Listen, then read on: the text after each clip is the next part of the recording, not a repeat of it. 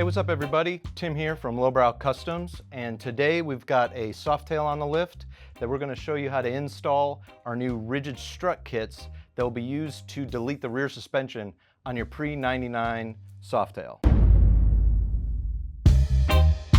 So this is the new rigid strut kit for Softails pre-99, and it's very similar to some of the other rigid strut kits that we sell, like for Sportster, but it has a few more pieces because on Softails it's really important to lock in the rear suspension of the frame and swing arm to each other so that there's really no play. Since the shocks are totally different than on any other bike, they pull instead of compress.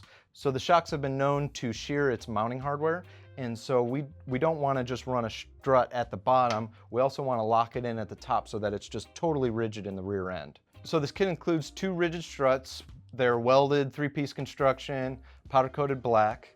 It also has all the mounting hardware that you're going to need. Grade 8 with a grade 8 washer also included that will replace your old mounting hardware, so you're not going to be reusing any of that stuff. And then it also has a bumper stack up that you're going to be mounting on the top of the swing arm to really lock it in the top portion. And there's a little bit of variance with the tolerance between the swing arm to the frame. So we included a bunch of shims, and you're going to use the shims to take up the slop when you install the struts. And I'm going to show you how to do that. It'll be really simple, but since some of the other Softails, there's a little bit of variance, it doesn't seem like it's something that Harley fixtured super specifically, so there is some variance within year ranges. So we wanted to give it some adjustability so you won't struggle to install this kit. So you might ask yourself why you would want to remove the suspension from your motorcycle, and there's a couple good things about this chassis that would make it a desirable project to take on. So on a Softail, the frame is designed around replicating the look of an old rigid chopper frame or stock like panhead frame, where the frame lines come together straight to the axle plates without having just a swing arm that goes straight across. So when you use this rigid strut kit, you'll be able to lop off your old fender struts and then build everything just as if it was a rigid frame, and then this will be locked into place. It'll look like a rigid bike and it'll ride like a rigid bike. You could build it exactly the same. Without taking out your motor and trans, you'll be able to mount a fender right to your swing arm,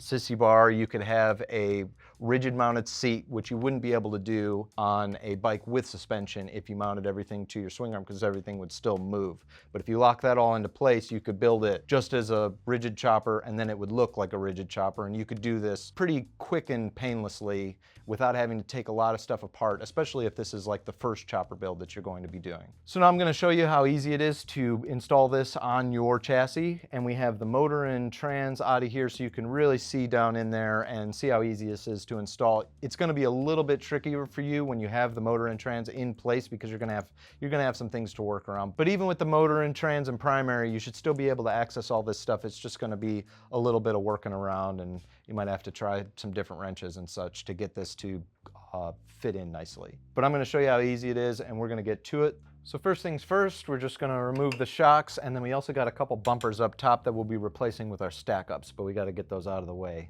So we're going to go take these off really quick.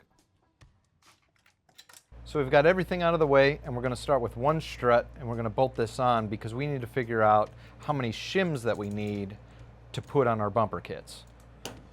So first thing, it's going to be easier if you have a flat jack when you're doing this, so you can get this adjusted to be the right length apart so that they thread in easy.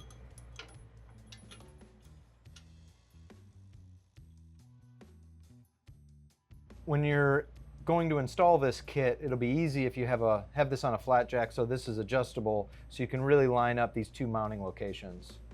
So you can see going one way, going the other, and it should be able to just thread in by hand.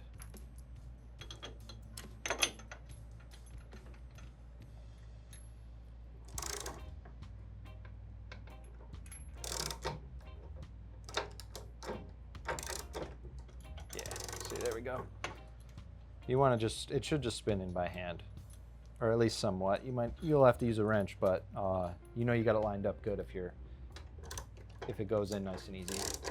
So we've got just the little bumper part, and there's just a 1/4 inch bolt that holds this on, and you're going to want to use a little blue Loctite because it doesn't exactly torque down and get tight. So you just want it, you don't want this coming loose and backing off. But this is another place where you're going to have a little bit of adjustment. So you're going to have shims under here that'll control the length, but if you're in between the height, you're going to be able to actually put a little bit more tension on this to compress it. If you had to just give it a hair more of a turn, you can see how it bulges a little bit, and that shrinks it down just a little bit. So you have a little bit of adjustability in the bumper as well as the shims. But I would suggest using blue Loctite on this, because since it's, you're going to put tension on it, but it's not like a metal to metal engagement, so you don't want this coming loose. So I definitely recommend Loctite. We've got the bumper, and we need to figure out the shims that we're going to place on the back side of it when we bolt this on. So we have the strut in place behind where the battery box oil tank mounts, slipping this in between the frame and the swing arm where the old bumper mounted. This is the old bumper. This is like what the swing arm would bottom out on. We're using the same mount for this. So this is going away. This is the part we're replacing. And you're going to have that in that location with the strut on, and then using the shims, you're going to try to shove as many shims you can get in between the frame and that bumper, because this is just to lock it into place. So I have 2 right there. I'm going to try to add a 3rd. Yeah. Okay. So we've got 3 to fit. And when you're doing this, with the bumpers installed and the shocks bolted on tight, you want to make sure that the bumpers are actually engaging the swing arms. So it's just locking everything into place. So I have 3 in place. So you saw I was able to, it should be a little difficult to get the washers in there. So you want them to have tension as you're going in there.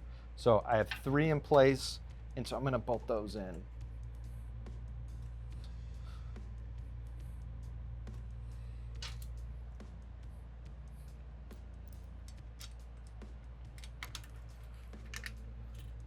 There we go.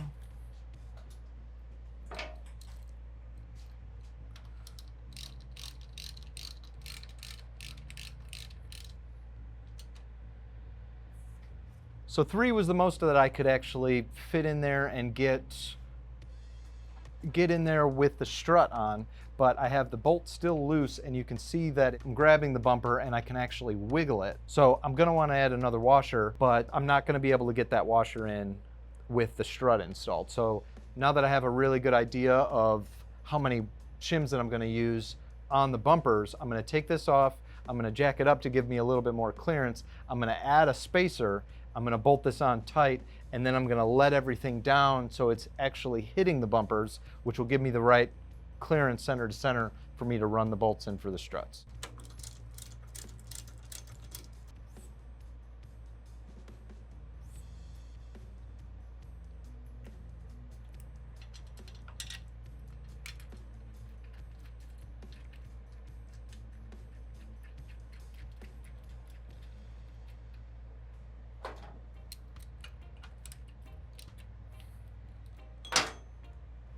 So I'm going to do the same thing for the bumper on the left side, but it could be different. This isn't like a tight tolerance area for Harley, so it might be, you might have to put 1 more washer on the left side than you do on the right. You should make them so they're both tight. So don't be afraid to have a mismatched stack up. But also, if you're watching this video and you see me put 4 on, just don't put 4 on your bike, because it varies from year to year. So this is a 93 Softail, and it takes less washers than the stack up that I used on a 94. So by about a 1/4 inch. So it's different. So definitely check this for your motorcycle. Don't just rely on what you see here. But so I'm going to do the same. I'm putting 4 washers on this side, but as you saw me take all the tension off, and then I'll loosen up these bolts and see if I can spin them. You want there to be tension at the top and the bottom.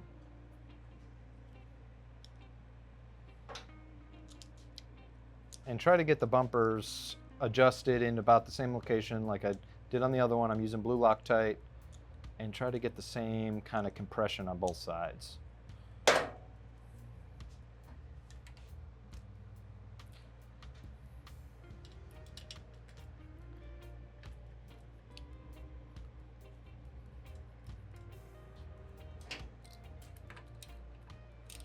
Okay, and with the strut still out, now that these are both tight and on there, I'm going to let the jack down and see where we're at as far as the length for the struts.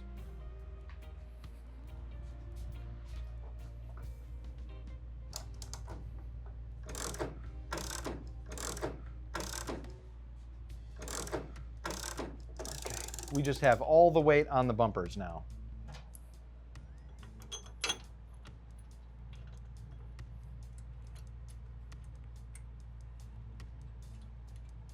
And that went right in. I'm able to get it started with just my fingers.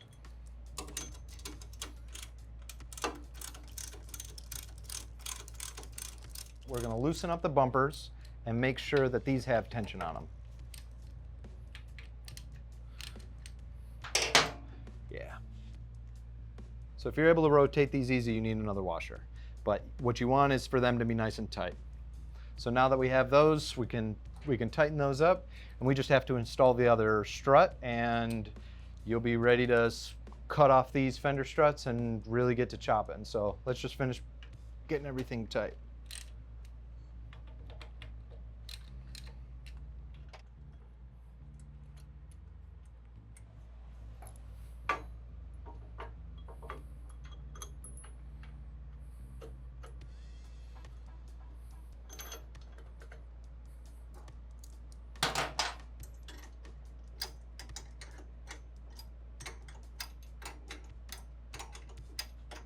So make sure you tighten up the mounts holding on the bumpers up top. They're 1/4-inch bolts, make sure they're tight. Put some blue Loctite on them. And with the strut mounts down below, I would also suggest using blue Loctite, and then refer back to your factory manual for the torque spec on those bolts. Now we've got the rear portion of the frame totally locked in solid, and you could just cut these fender struts off. Now you're halfway there to having a cool rigid chopper. Since everything's locked in the back, you'll be able to mount your fender, sissy bar, your seat, everything right to the swing arm, just as if you were building a weld-on hardtail or a full rigid frame.